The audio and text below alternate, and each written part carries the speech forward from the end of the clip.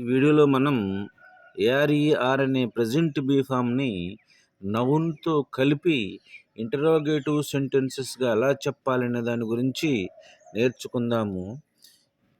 ఈ type of సెంటెన్స్‌ని ఏ సందర్భంలో ఉపయోగిస్తామంటే, వ్యక్తుల, వస్తువుల, ఆలోచనల, పరిస్థితిని గురించి ప్రశ్నలు అడగడానికి ఉపయోగిస్తూ ఉంటాము. దీని యొక్క స్ట్రక్చర్ ఏ విధంగా ఉంటుందంటే, ప్రెజెంట్ బీ ఫామ్ ఏఆర్ఈఆర్. ఈ వీడియోలో మనం ఏఆర్ఈఆర్ గురించి మాత్రమే తెలుసుకోవడానికి ప్రయత్నం చేద్దాము. ప్లస్ సబ్జెక్టు ప్లస్ నౌన్ అంటే నామవాచకము, పేర్లను తెలియజేసేది. ఏఆర్ఈఆర్ దీన్ని ప్రెజెంట్ బీ ఫామ్ అంటారు.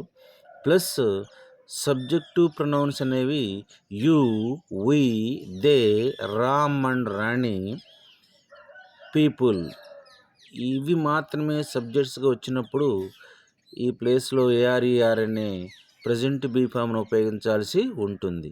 ప్లస్ నౌన్ నామవాచకము, పేర్లను తెలియజేసేది అనమాట. ఈ నౌన్కి కొన్ని ఎగ్జాంపుల్స్ ఏంటంటే teachers, friends, enemies, students, doctors ఇవి నౌన్కి ఎగ్జాంపుల్స్గా చెప్పుకోవచ్చు. కొన్ని సెంటెన్సెస్ మనం ఎగ్జాంపుల్గా చేద్దాము. ఆర్ వి ఫ్రెండ్స్ మనము స్నేహితులమా? ఆర్ దే టీచర్స్ వారు ఉపాధ్యాయులా?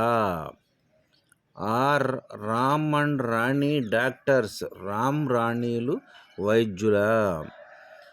మరికొన్ని నౌన్స్ తీసుకుని మరికొన్ని ఎగ్జాంపుల్స్ మీరు చేసినట్లయితే ఈ టైప్ ఆఫ్ సెంటెన్సెస్ అనేవి ఎలా చేయాలనే దాని గురించి మీకు అవగాహన వస్తుంది.